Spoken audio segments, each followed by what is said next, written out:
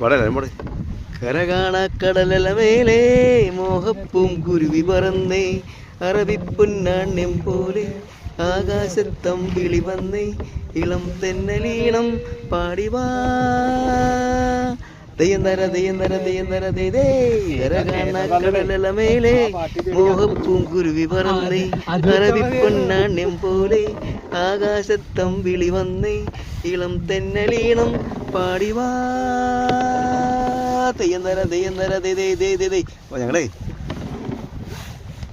വെള്ളയനാട് ഞങ്ങള് കൊട്ടവഞ്ചിയിലാണ്.